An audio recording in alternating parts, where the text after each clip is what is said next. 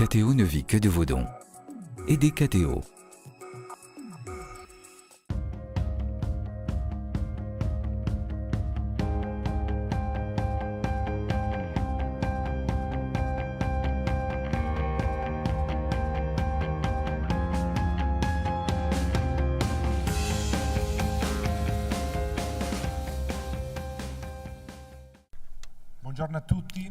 Bonjour à vous tous. Je voudrais remercier personnellement et particulièrement pour cette invitation le cardinal Antonelli, le cardinal Scola, ainsi que le comité organisateur de cette fête, qui m'a donné l'occasion de vivre ce moment particulier de la première session et de suivre la relation qui a été faite par le cardinal Ravazzi. Un véritable honneur, un véritable cadeau que j'espère pouvoir vous rendre, en espérant être à la hauteur. La maison, l'économie et aussi le gouvernement de la maison, de l'oikos, l'économiste que je suis peut parler de la maison, peut-être un petit peu du travail, beaucoup moins de la fête. J'essaierai de parler pendant le temps qui m'a été accordé du travail, de la famille et de la fête. En 1869, le grand économiste et philosophe anglais Stuart Mill écrivait dans l'un de ses livres sur les droits de la femme une phrase très importante. Il disait: la formation morale de l'humanité n'aura pas développé tout son potentiel tant que nous ne serons pas capables de vivre dans la famille avec les mêmes règles morales que celles qui gouvernent la communauté civile. Mill était en effet persuadé, et il a beaucoup lutté pour cela, qu'à son époque existaient encore deux lieux féodaux, malgré les progrès qu'étaient en train de faire la démocratie et la vie civile. Ces lieux étaient, à la moitié du XIXe siècle, l'entreprise et la famille. Puisque les deux étaient encore privés de liberté et hiérarchiques. Dans la famille, la femme était, disait-il, la servante de son mari, et dans l'entreprise capitaliste, les ouvriers étaient les serviteurs des patrons. Et donc, il souhaitait l'arrivée d'un mouvement coopératif pour démocratiser l'entreprise et donner le droit de vote et de travail aux femmes pour permettre l'égalité dans la famille. La démocratie dans la vie civile était donc pour Mills la lumière qui devait orienter aussi les relations familiales. Aujourd'hui, dans beaucoup de parties du monde, la situation s'est retournée par rapport à l'époque de Mill. Dans beaucoup de pays, en effet, pas dans tous les pays, la relation entre l'homme et la femme est, à l'intérieur de la famille, toujours plus centrée sur l'égalité et le respect réciproque. Alors que c'est le monde civil et surtout celui économique et du travail qui est encore trop asymétrique, hiérarchique, masculin et qui n'est pas en mesure de répondre aux besoins de la famille ni à ceux de la femme, encore moins de la mère. Je voudrais préciser que la famille est un sujet trop vaste pour être abordé uniquement dans une relation ou par une discipline, encore moins par l'économiste que je suis, par un homme, un mâle, un laïc européen, italien. Mais ayant conscience de mes limites, je commence mes réflexions. La famille, la gratuité, le travail. La famille a toujours été et est le lieu principal aussi bien du travail que de la fête. Les temps et les moments de la fête et ceux du travail se sont chevauchés entre eux, même à la maison. Dans la fête, nous avons toujours trouvé le travail des femmes surtout. Et dans le travail, dans le bon travail, la fête également. Donc, même aujourd'hui, dans une culture de consommation et de finance, qui, ne comprenant plus le travail, n'arrive pas non plus à comprendre la fête, il faut apprendre à relire la famille, la fête et le travail ensemble, sans faire l'erreur d'assigner à chacun de ces trois éléments des lieux et des zones trop séparés et qui ne communiquent pas entre eux. Pour comprendre de nouveau dans le monde d'aujourd'hui la famille, le travail et la fête, il faut donc une culture et un regard symbolique qui unissent et qui ne divisent pas. La famille se trouve aujourd'hui au centre de la plus grande crise financière et économique que le système capitaliste ait traversée depuis la Deuxième Guerre. Et lorsque le travail est fragile et précaire, c'est toujours et avant tout la famille qui souffre. Et ensuite, de façon paradoxale, c'est à la famille qu'il est demandé aujourd'hui de consommer davantage pour relancer l'économie. C'est une requête étrange, presque blessante. Comment est-il possible d'augmenter la consommation quand on ne travaille pas ou qu'on travaille peu et mal ? Le travail est aujourd'hui en effet la question la plus urgente qui nous appelle à une réflexion plus profonde et en grande partie nouvelle sur qu'est-ce que c'est que vraiment travailler ? Qu'est-ce que c'est que le travail à l'intérieur de la vie ? Mais pour pouvoir dire quelque chose de moins banal par rapport à tout ce que l'on entend de notre époque sur le travail, la famille et la fête dans le monde d'aujourd'hui, à la lumière de l'humanisme, de l'Évangile, il faut partir du grand thème de la gratuité et du don, qui semblent éloignés du travail, mais qui en réalité en sont l'essence, le cœur. Nous verrons que ce qui unit la fête, la famille et le travail est justement la gratuité. Il y a un rapport entre la famille et la gratuité. C'est une affirmation qui n'est pas controversée. Et nous l'avons entendu aussi ce matin dans l'intervention du cardinal Scola. La famille est le lieu principal dans lequel la personne prend pendant toute sa vie, et pas seulement étant jeune, ce que le philosophe orthodoxe Pavel Floreski, avant de mourir dans un goulag, appelait l'art de la gratuité. Moins évidentes sont les conséquences de tout cela pour le travail, pour l'économie, pour la vie civile. Pour comprendre en effet le sens et la valeur de cet art de gratuité, c'est un art, il faut se demander qu'est-ce vraiment que la gratuité, puisque ces dernières décennies de consumérisme et de finances spéculatives ont usé la signification de la parole gratuité, la reléguant dans des espaces trop petits ou non importants. La gratuité, en effet, est aujourd'hui associée au gratuit, au prix zéro, au gadget, à une remise, à la demi-heure non rémunérée que je fais en plus dans mon travail et non aux 8 heures de travail, à quelque chose de sympathique, peut-être utile, mignon, comme l'on dit avec un mot pas tellement heureux, mais de toute façon, trop aux marges de la vie économique et civile, la vie qui compte donc. En réalité, la gratuité est quelque chose de beaucoup plus sérieux. Comme nous l'a expliqué avec beaucoup de clarté le pape Benoît XVI dans son encyclique Caritas in Veritate, qui revendique à la gratuité le statut de principe économique.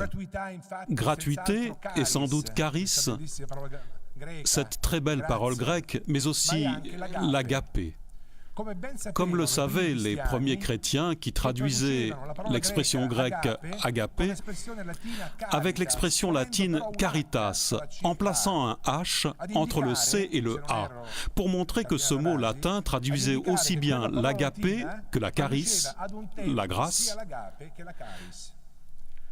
La gratuité, alors, est une façon d'agir. C'est un style de vie qui consiste à s'approcher de l'autre, de soi-même, de la nature, des choses de Dieu. Mais jamais pour les utiliser à notre avantage, mais pour les reconnaître dans leur altérité, les servir, entrer en rapport avec eux. Et donc, la gratuité est un comment, et non pas un quoi. Qu'est-ce que je fais ? On ne doit donc pas opposer le don au marché, la gratuité à l'obligation, puisque existent, comme nous le verrons, des espaces de complémentarité. Le contrat peut et doit aider, venir au secours de la réciprocité du don, comme cela arrive dans beaucoup d'expériences sociales et civiles dans le commerce équitable. La famille est le lieu principal où cette gratuité se développe et se garde. Dire gratuité, c'est reconnaître qu'un comportement doit être adopté parce que c'est un bon comportement, et non en regard de la récompense, des punitions ou des sanctions. Voilà pourquoi il n'y a pas de travail bien fait sans gratuité. Et la gratuité, nous pouvons la comprendre uniquement si nous partons d'une éthique des vertus et si nous abandonnons une éthique utilitariste qui est à la base de la culture et de la science économique actuelle. L'éthique des vertus, qui a donné lieu pendant des siècles aussi à l'éthique des métiers et des professions, sur laquelle on a construit l'Occident, l'Europe, mais aussi toutes les grandes civilisations, est fondée sur une règle d'or, une véritable pierre angulaire de l'édifice civil et spirituel de ce monde. C'est-à-dire que la première motivation du travail bien fait se trouve à l'intérieur du travail lui-même et non à l'extérieur du travail. La réponse à la question hypothétique « Pourquoi cet objet ou cette leçon doit être bien réalisée ?» La réponse était toute intrinsèque ou à l'intérieur de ce travail, à cette communauté ou à cette pratique professionnelle. La nécessaire et importante récompense monétaire ou d'autres types que l'on reçoit en échange de cette œuvre, ce n'était pas la motivation du travail bien fait, mais seulement une dimension importante et essentielle qui se place sur un autre plan. C'est, d'une certaine façon, un acte de réciprocité, une récompense, une reconnaissance que ce travail a été bien fait. Mais ce n'est pas le pourquoi du travail bien fait. Je pense que tout salaire devrait être entendu comme un don, comme un acte de réciprocité pour te remercier de ce que tu as fait et non pas le prix de ce que tu vaux. Le salaire est une bonne motivation pour travailler.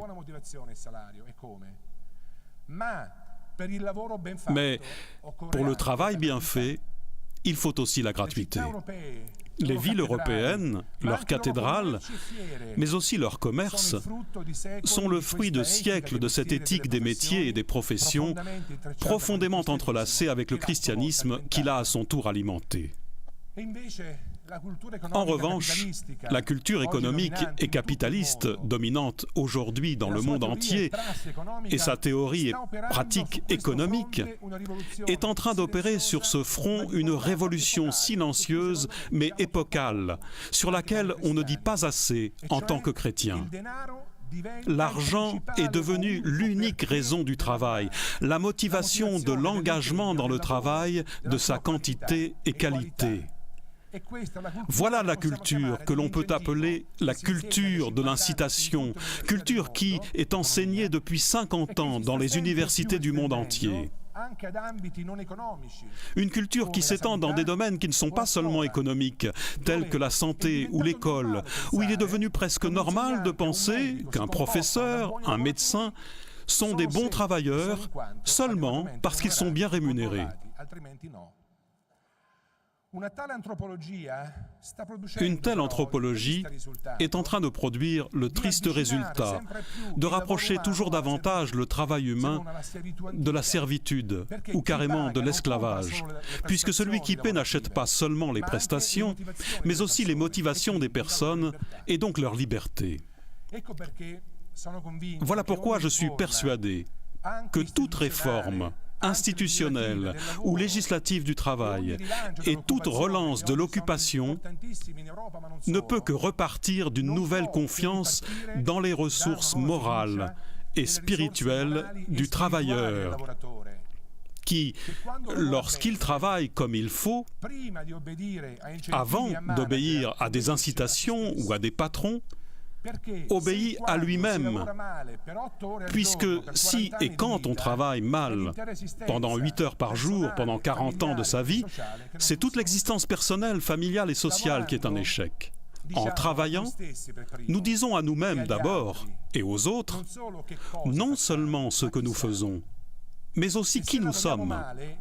Et si nous travaillons mal, nous sommes mauvais pour nous-mêmes et pour les autres, puisque si nous travaillons mal, nous vivons mal, même si ce mal travaillé dépend du fait que nous ne travaillons pas à la bonne place, à l'intérieur de rapports qui sont faux, sans pouvoir exprimer notre vocation, qui est aussi vocation de travail. Il faut faire en sorte que toute personne, chaque jeune en particulier, trouve sa vocation de travail. C'est un devoir moral de toute communauté éducative, en partant de la famille, l'école, la politique, puisqu'est en jeu notre bonheur, cette eudaimonia, prospérité des Grecs, cette bonne vie qui ne peut pas commencer seulement lorsque nous rentrons chez nous le soir ou pour un week-end. Parce que si nous ne sommes pas heureux, quand et pendant que nous travaillons, nous ne pouvons jamais l'être, même lorsque nous nous arrêtons de travailler.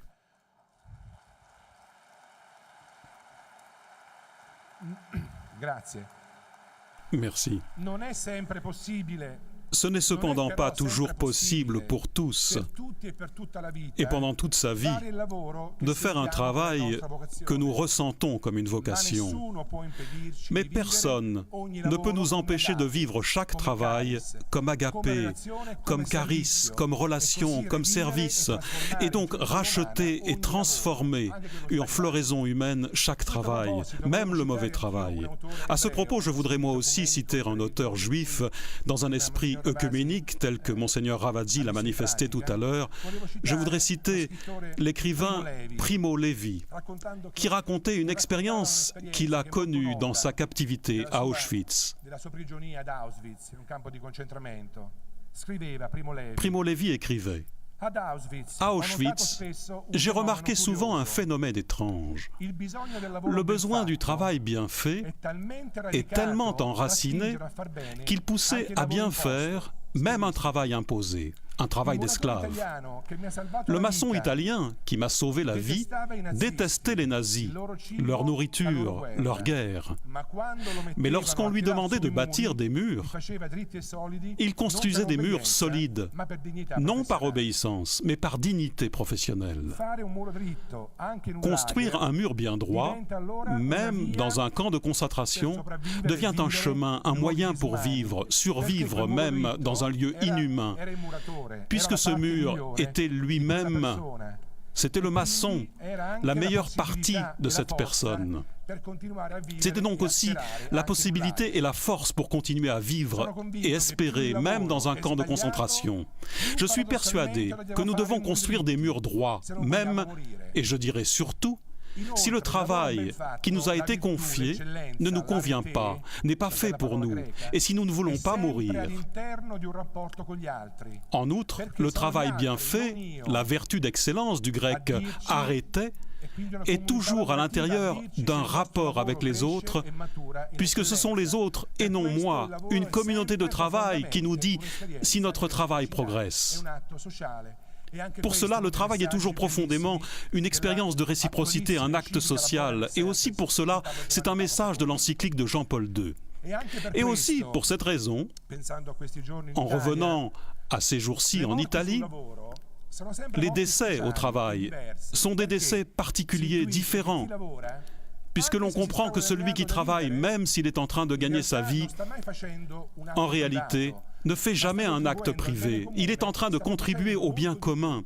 Il produit beaucoup plus que son salaire. Les familles, donc, les parents, les enfants, et il ne faut pas oublier les grands-parents. Sans eux, les familles ne pourraient pas dépasser ces crises. C'est mon avis. Les familles, les enfants, les grands-parents continuent par vocation et par devoir éthique et spirituel à générer et régénérer des patrimoines de gratuité et de vertu civique. Le mot patrimoine vient du latin don, des pères, des parents. Nous avons reçu ces patrimoines et nous devons les donner à nouveau à nos enfants si nous ne voulons pas être des ingrats. La famille génère donc des patrimoines de gratuité et de vertu civile. Cependant, le monde du travail et de la politique aujourd'hui ne reconnaissent pas les vertus, ne les récompensent pas. Les familles ne pourront pas s'en sortir toutes seules. Avec ces grands défis pour l'économie, dégâts que nous voyons et que nous verrons. Pour faire grandir un enfant, il faut tout un village, nous rappelle la culture africaine, la grande culture africaine. Pour apprendre l'art de la gratuité, il faut la famille, mais la famille ne suffit pas. Il faut aussi l'école, la communauté, la politique, la vie civile. Autrement, c'est un éternel faire et défaire, la toile de la gratuité et du devoir. On tisse à la maison et l'on défait à l'extérieur. Ce mot « devoir » est un mot qui est dépassé aujourd'hui. C'est un problème grave, sérieux. Aujourd'hui, puisque si l'on n'est pas capable de gratuité, on n'est même pas capable de comprendre le contrat, d'être de bons travailleurs, ni de bons entrepreneurs. Je voudrais rappeler que les véritables entrepreneurs, qui ne seraient uniquement que des spéculateurs, sont aussi et avant tout des travailleurs. Le travail concerne aussi bien le salarié que le patron. Ce sont tous des travailleurs. Si malgré tout la famille veut et doit cultiver l'art de la gratuité, doit faire attention à ne pas importer, peut-être de bonne foi, à l'intérieur de la maison, la logique du contrat. Gare à utiliser la logique du profit à l'intérieur de la famille. L'argent dans la famille, surtout vis-à-vis des enfants et des adolescents, mais avec tous, doit être utilisé avec une grande modération. Et s'il est utilisé, il doit être une récompense, une reconnaissance, jamais un prix ou une incitation au gain. Si un enfant est rétribué 5 € par ses parents pour avoir rangé la table ou tondu la pelouse, le premier effet que l'on produit, et ce sont les études qui le disent, et aussi le bon sens de la vie, c'est que l'enfant commence à penser que son acte, auquel il n'avait jamais attribué de valeur monétaire auparavant, puisqu'il existe une alternative, la gratuité, eh bien maintenant, cet acte vaut 5 €. Puisque lorsque l'argent arrive à l'intérieur d'un rapport humain, il a tendance à devenir la motivation et la valeur de ce que l'on faisait avant sans être payé. Deuxièmement, rapidement, il y a un effet de contamination. Cet enfant commencera à demander de l'argent non seulement pour débarrasser la table, mais aussi pour d'autres travaux. Faire son lit, sortir son chien. Et si finalement, un jour, cette incitation monétaire disparaissait, tous les travaux s'arrêteraient. C'est-à-dire lorsque dans un rapport, on introduit l'argent, surtout en famille, on ne revient jamais en arrière puisque le paiement a le pouvoir de changer la nature d'un rapport humain. On pense à ce qui arrive lorsque l'on paye un volontaire, très bonne chose. Mais l'argent a la grande capacité de changer le rapport humain, surtout quand il devient un prix et non une récompense.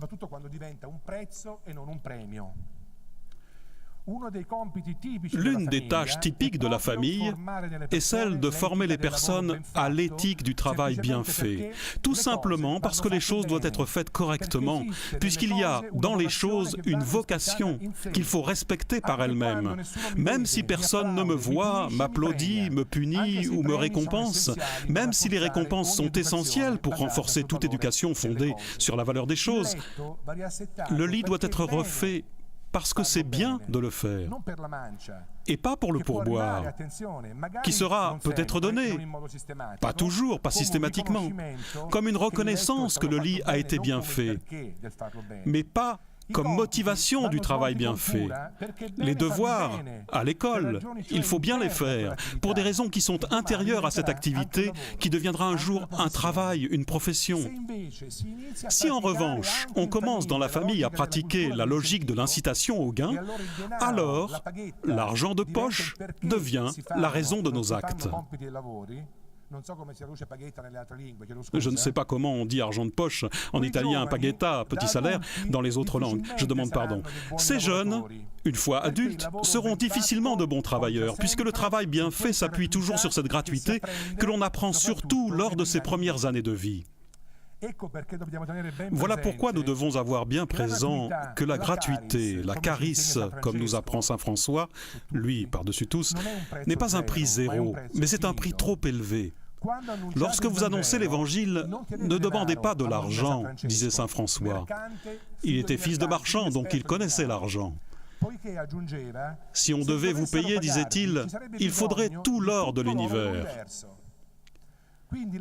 Donc, la carice ne se paye pas, parce qu'elle coûterait trop, parce qu'elle n'a pas de prix, et pas parce qu'elle ne coûte rien. Ceux qui vivent en famille la gratuité savent combien elle coûte. Mais une culture qui ne valorise que ce qui a un prix de marché n'arrive plus à comprendre la valeur, les valeurs, ne comprend plus la valeur des choses. On comprend donc aussi un phénomène très important pour les familles et pour le travail. Je fais référence au fait que la culture économique d'aujourd'hui ne comprend pas le travail que l'on fait à l'intérieur d'une maison, travail qui est fait presque exclusivement par les femmes. La femme est encore associée dans notre culture au monde privé de la maison et donc à la consommation. En effet, le travail que l'on fait à l'intérieur d'une famille ne compte pas.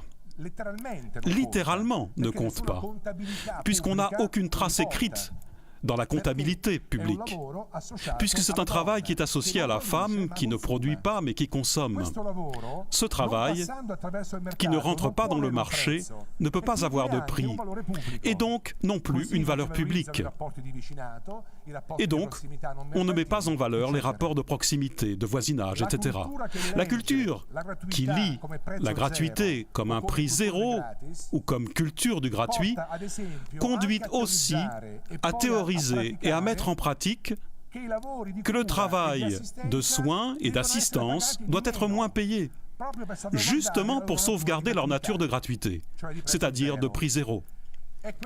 C'est une erreur économique, théologique et civile. C'est une grande erreur qui conduit entre autres à justifier des salaires plus bas pour beaucoup de travaux de soins et d'éducation qui sont pour la plupart des travaux féminins. Nous ne devons pas associer la gratuité à l'indigence et pourquoi pas à l'exploitation. La pauvreté, quand elle est choisie, est une béatitude. Mais l'indigence subie par une culture économique réductionniste rend la vie difficile, parfois impossible pour ceux qui veulent cultiver une vocation de travail dans les secteurs de l'éducation et des soins et qui n'ont pas un époux riche ou des rentes. Cela n'est pas juste et c'est grave. Aujourd'hui, une bonne bataille de civilisation est celle qui distingue la gratuité du gratuit, qui n'oppose pas un contrat au don, une bonne paye à la gratuité.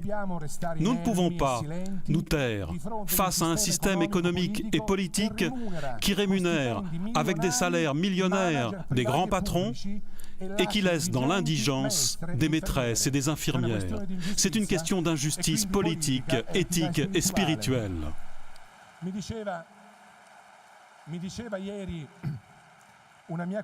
Hier, une de mes collègues, une économiste qui est parmi nous aujourd'hui, me disait que les institutrices devraient travailler pendant 4000 années pour atteindre le même salaire qu'un grand patron.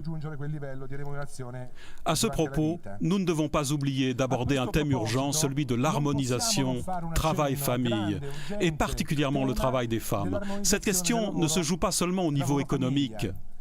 Qui paye et pendant combien de temps ? La société, l'État, l'entreprise, le travailleur.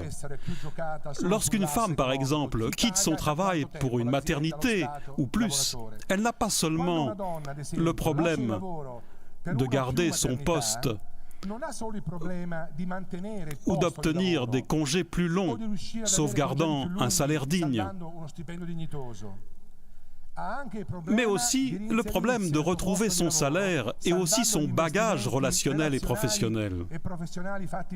De ne pas être obligé de faire des photocopies ou un travail moins intéressant. Tout cela conduit à la frustration et parfois à l'abandon de son travail. La gratuité, la famille et le travail. Nous pouvons et nous devons dire aussi d'autres choses que j'estime importantes. Celui qui travaille et connaît le monde du travail sait que le travail commence vraiment lorsque nous allons au-delà du contrat et que nous mettons tout nous-mêmes pour préparer un déjeuner, tourner une vis ou donner une leçon dans une classe. On travaille vraiment. Quant à M. Rossi, on ajoute Mario. Lorsqu'au professeur Bruni, au prof Bruni, comme disent les étudiants, on ajoute Luigi. C'est-à-dire que nous rencontrons un paradoxe vital et crucial dans le monde du travail d'aujourd'hui. Le travail est vraiment tel si c'est un don, c'est-à-dire si nous sommes capables d'aller au-delà du contrat.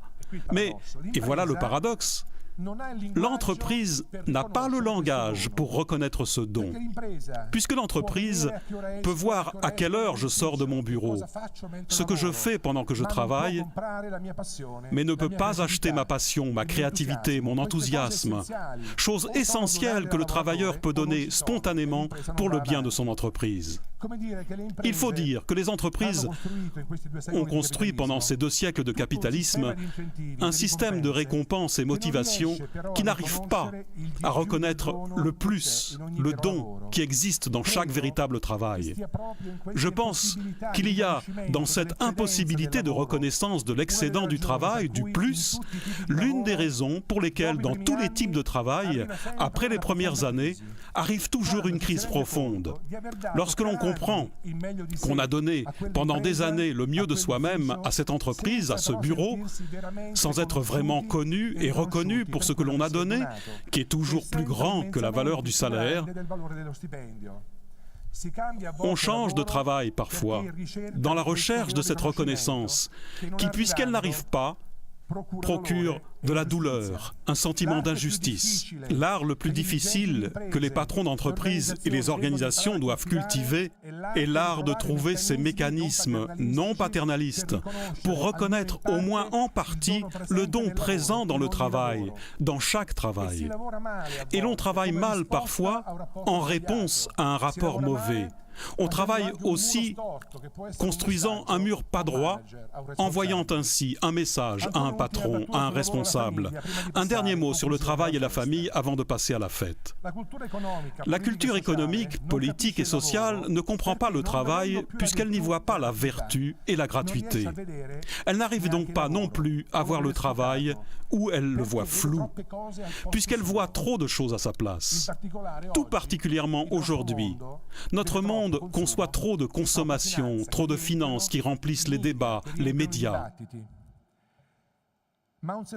Mais un secteur de la consommation et de la finance qui perd le contact avec les travailleurs, avec le monde du travail, le travail, il travaglio, cette belle parole qui en italien rappelle aussi la douleur de l'accouchement, deviennent consumérisme hédoniste, finance spéculative, puisque c'est toujours le travail qui donne la bonne mesure de notre rapport avec le bien, avec l'argent.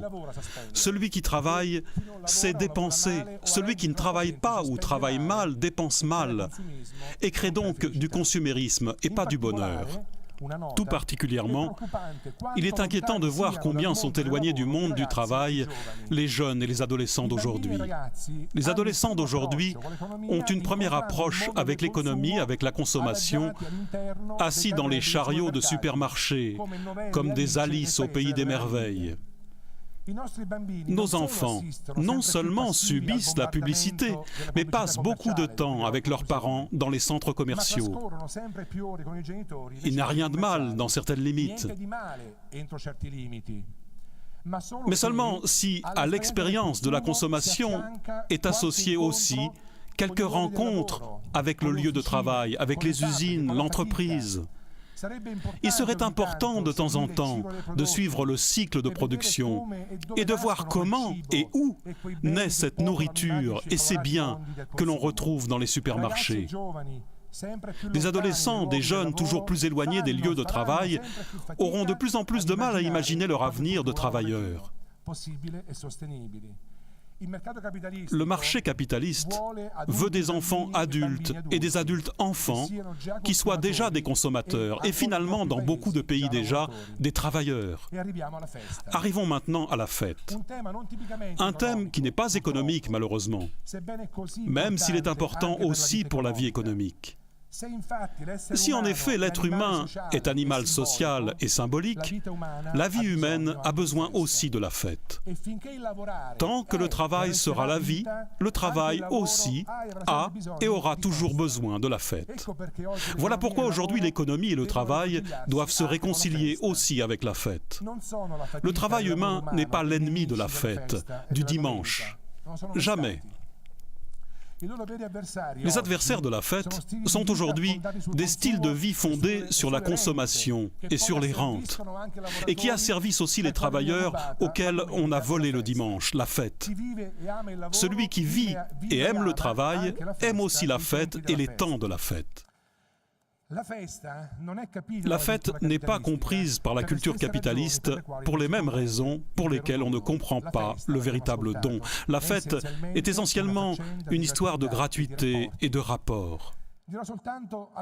Je dirai seulement quelque chose sur la fête, même s'il y a beaucoup de choses à dire sur la fête, la famille, la fête dans l'église, la vie civile. J'en parle dans ma perspective économique. Qu'est-ce que c'est que la fête? Il y a l'étymologie qui est intéressante. La fête, phésia archaïquement, a la même racine que feria, les jours travaillés. Et cela devrait nous interpeller. Une autre interprétation de cette parole est celle qui renvoie à la festia, qui était dans le monde latin le foyer domestique, qui se relie au sanskrit vastia, qui veut dire maison. La fête renvoie donc au travail, au foyer, à la maison. Il est intéressant de voir qu'il existe en revanche une inimitié entre la fête et le divertissement, puisque le divertissement vient de diverger, c'est-à-dire regarder ailleurs. Aujourd'hui, la société capitaliste de consommation a besoin de divertissement. Pensons au business qu'elle génère.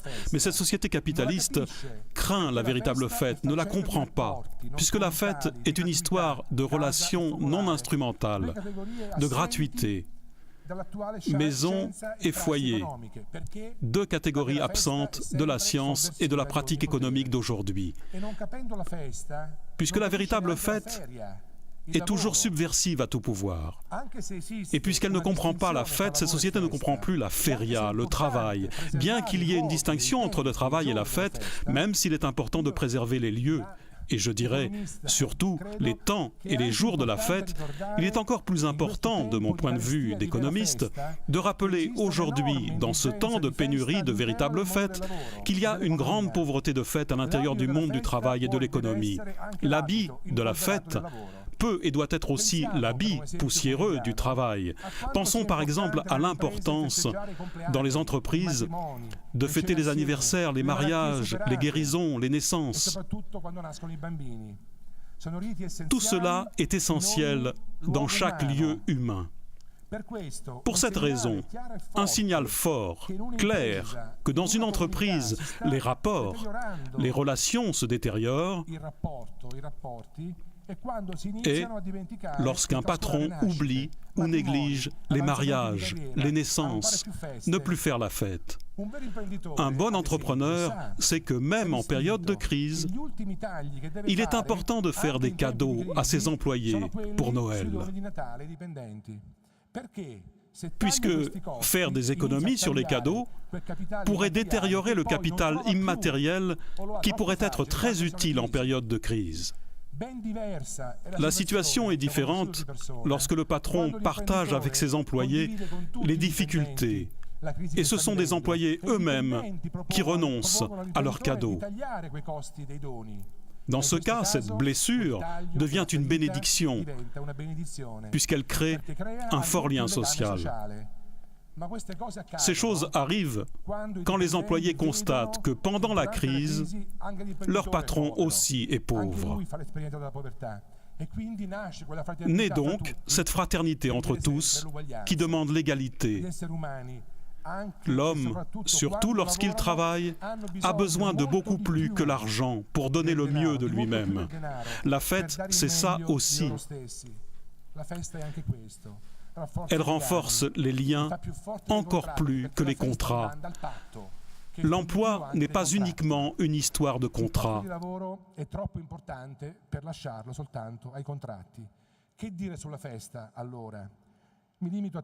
Je viens maintenant à la fête.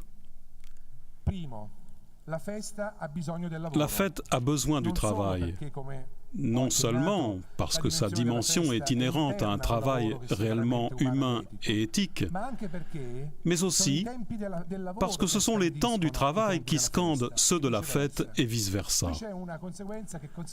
Il est important, selon moi, de rappeler que lorsqu'on est au chômage, on perd le travail et la fête, puisque la fête sans travail n'est jamais vraie, ni pour la personne, ni pour la famille.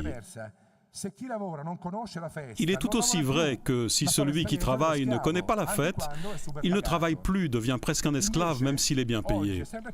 Il est de plus en plus fréquent que des grandes industries embauchent des jeunes qu'elles rémunèrent très bien, avec des voitures de luxe, avec de perspectives de carrière importantes. Mais tout cela a un prix que je considère trop élevé. Renoncer à la fête, renoncer donc à la vie. Chez les Juifs, les esclaves avaient le sabbat. Nous, les esclaves modernes, avons perdu même le dimanche. Si l'on perd les temps de la fête, et donc de la famille et de la vie, gardant peut-être un peu de place pour le divertissement, chez ces travailleurs, les puits de la vie s'assèchent. En quelques années, ils seront épuisés et rejetés. Il est urgent aujourd'hui de créer du travail, protéger le travail fragile. On pourra ainsi recréer la fête. Dans ces années de crise, il y a des gouvernements qui voudraient éliminer les fêtes. C'est une erreur, puisqu'avec la fête, on crée aussi du travail.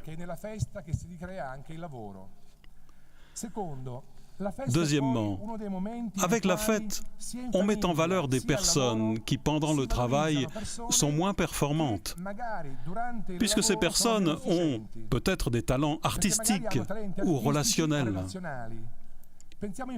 On peut penser aux enfants, qui sont souvent les protagonistes de la fête. Je pense que la fête est essentielle dans les moments de crise, comme nous le rappelle la grande culture biblique.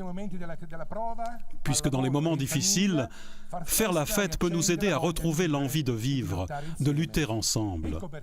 Voilà pourquoi, dans les coopératives sociales, dans l'économie civile, on fait beaucoup de fêtes, puisque ces fêtes naissent de la fraternité qui existe déjà, la consolide. Troisièmement, la fête prend du temps. Et les femmes le savent très bien. Mais aussi dans les paroisses, les communautés, sur les lieux de travail. Quand elle est authentique, la fête ne peut pas être achetée sur le marché, mais elle doit être autoproduite et consommée en même temps. C'est pour cette raison qu'il faut du temps. Une fête réussie demande du travail. Et dans les communautés traditionnelles, ce sont surtout les femmes qui travaillent. C'è molto lavoro nella festa, soprattutto da quello femminile nelle comunità più tradizionali. Nella mia famiglia, dans ma famille, le dimanche était fêté différemment par les hommes et les femmes. Les femmes travaillent davantage. Elles vivent la fête différemment, en travaillant. Aujourd'hui, dans les familles, on fait de moins en moins la fête. Aussi parce que ce n'est plus uniquement la femme qui travaille.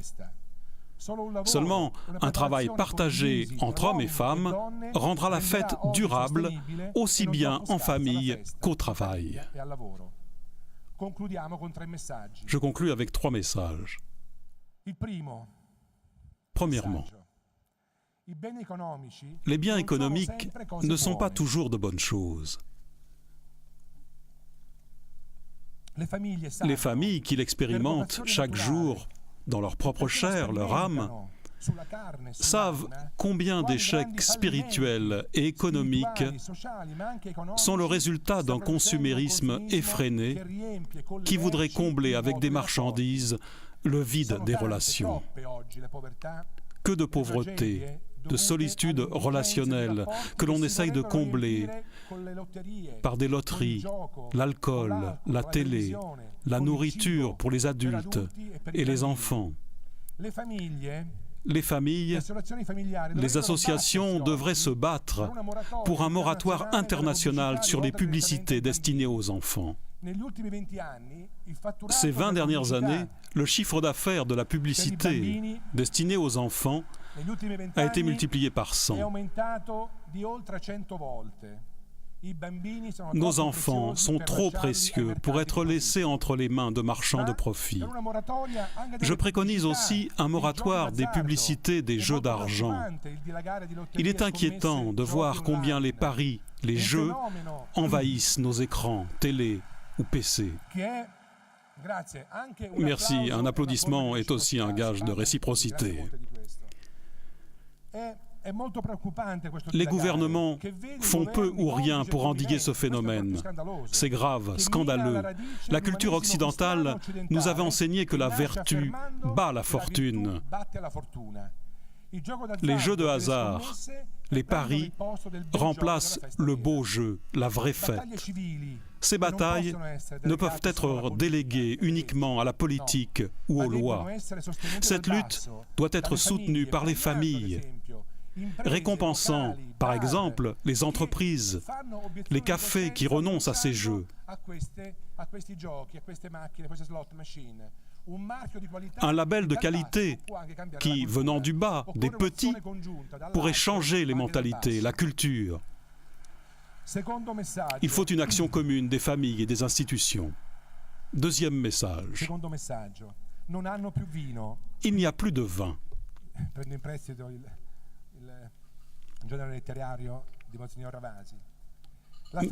La famille dit et rappelle que l'on vit mal et que l'on meurt lorsqu'il n'y a plus de vin, c'est-à-dire plus de fête.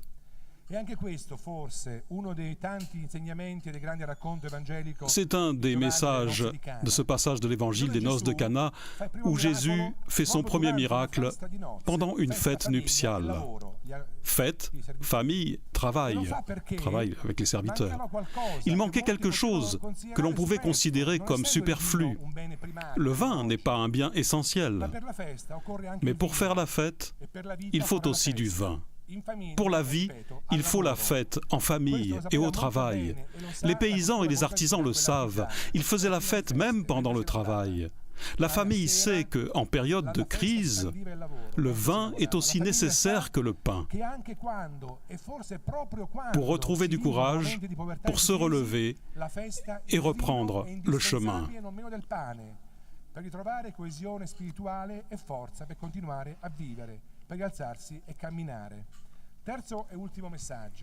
Troisième et dernier message. La pauvreté. La pauvreté est un fléau de l'humanité lorsqu'elle n'est pas choisie, mais subie. Mais la pauvreté est aussi un mot de l'Évangile. Elle peut donc aussi être une béatitude, un bonheur, si choisie librement, quand elle devient sobriété, renoncement libre aux marchandises, au profit des relations, du bien spirituel, de la gratuité. Le consumérisme est devenu une religion. Il ne s'agit plus seulement d'un comportement superficiel. Il entraîne le manque de vie spirituelle.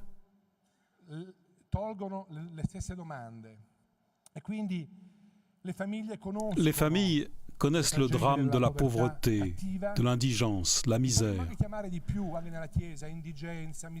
Mais la pauvreté peut être aussi beauté, il y a une ambivalence.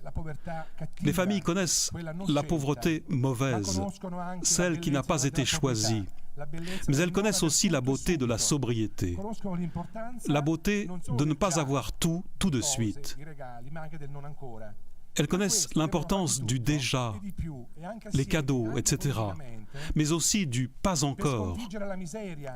Les familles doivent donc tout faire, même politiquement, pour vaincre la misère de nombreuses familles. Les études disent que la misère aujourd'hui touche surtout les femmes et les enfants, une misère qui arrive aussi dans nos villes opulentes. Il faut combattre cette pauvreté subie et choisir librement une vie sobre, de communion.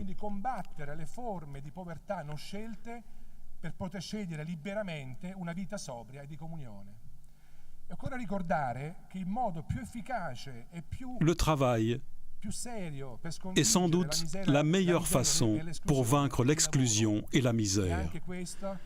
Voilà ce qui devrait être aussi la vocation civile de l'entreprise et du patron. Un mot sur les enfants pour conclure.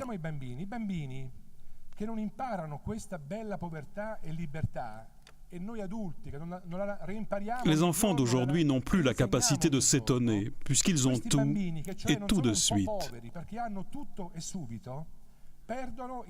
L'énorme quantité de marchandises qui les étouffe presque les a, à mon sens, privés de leur enfance. L'enfance doit être l'époque du désir, de la découverte, qui alimente les rêves des futurs adultes. La fête a besoin d'un peu de pauvreté. Puisque s'il y a toujours la fête, en réalité, il n'y a jamais de fête. La pauvreté, le manque de quelque chose, pas de tout, fait que l'on attend la fête pour recevoir les cadeaux qui comblent ce manque. Seulement, cette belle pauvreté de l'Évangile génère et crée chez l'adulte le désir qui est l'énergie de la vie. Je voudrais vous citer un passage d'un poème de Giacomo Leopardi, un grand poète italien européen. « Petit garçon, ton âge fleuri est comme un jour plein d'allégresse, jour clair, serein, qui précède la fête de ta vie. » C'est tiré du Samedi du village. L'art de la gratuité, l'art du travail bien fait, apprendre à construire des murs bien droits, puisque les murs aussi ont une vocation, qu'il est bien de respecter. La fête aussi sur les lieux de travail, si nous voulons qu'ils soient humains. On meurt par manque de pain, mais aussi par manque de beauté, de fête, de vin. En faisant tout ceci, la famille peut être très utile à la vie civile, à l'économie, aux entreprises, au travail, surtout et par-dessus tout en période de crise, pour pouvoir continuer à espérer. Merci.